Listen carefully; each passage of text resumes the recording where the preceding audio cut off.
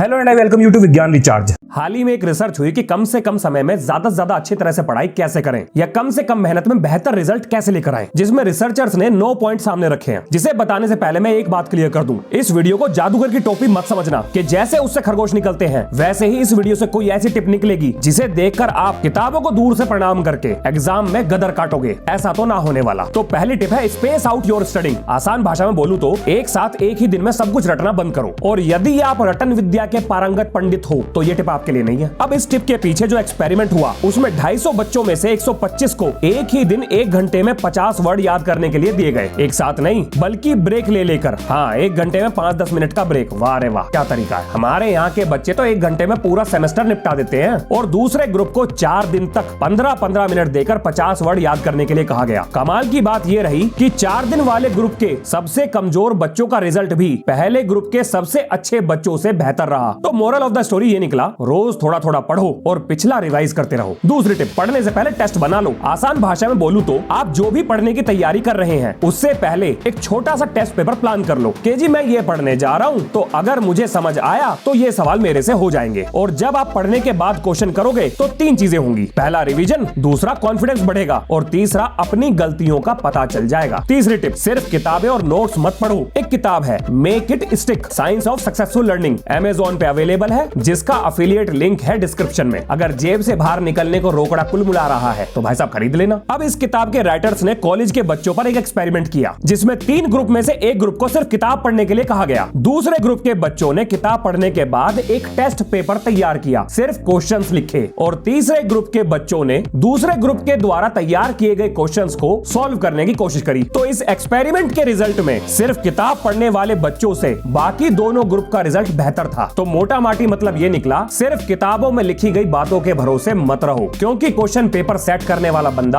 आपसे पूरी दुश्मनी निकालेगा। इस रिसर्च में चौथी टिप जो निकली वो ये थी कि अपनी गलतियों को लिखने की आदत डालो। हम सभी गलतियां अनजाने में ही करते हैं और भैया कोई महापुरुष ऐसा है जो जानबूझकर गलतियां कर रहा है तो कृपया अपने बारे में कमेंट में जरूर बताएं, ताकि आपके द्वारा गटके जा रहे दिव्य रसायनों से बाकी पढ़ने वाले बच्चे दूर रहें। देखो, जब आप अपनी गलतियों को लिखोगे तो आपका दिमाग बार बार दोहराने वाली गलतियों को लेकर पहले से ज्यादा सतर्क हो जाएगा और धीरे धीरे गलतियां खत्म हो जाएंगी। 5वीं टिप, चीजों को मिक्स करके पढ़ो। उदाहरण के लिए अगर आप वॉल्यूम के क्वेश्चन कर रहे हो तो एक जैसे क्वेश्चन करने के बजाय अलग अलग वैरायटी के क्वेश्चन को आपस में मिक्स करके उन्हें सॉल्व करने की कोशिश करो। अगर कोन के वॉल्यूम की बात करूं तो एक में वॉल्यूम निकालो, एक में रेडियस निकालो, किसी में हाइट निकालो या किसी में परसेंटेज घुसा डालो। अब इससे होगा क्या, इस तरह की प्रैक्टिस से दिमाग में कॉन्सेप्ट को लेकर न्यूरॉन्स का कनेक्शन पहले से बेहतर हो जाएगा, जो जटिल समस्याओं के आने पर उन्हें सुलझाने में आपकी मदद करेगा। छठी टिप, चीजों को याद रखने के लिए पिक्चर्स का इस्तेमाल करो, जैसे ग्राफ हो गए, इलस्ट्रेशन या डायग्राम, या अपने हाथों की गई कोई कारीगरी। उदाहरण के लिए रेडियो का आविष्कार किसने किया, और ये रहे मार्कोनी। 7वीं टिप, जो पढ़ें उसके एग्जाम्पल जरूर बनाएं, जैसे ये एग्जाम्पल।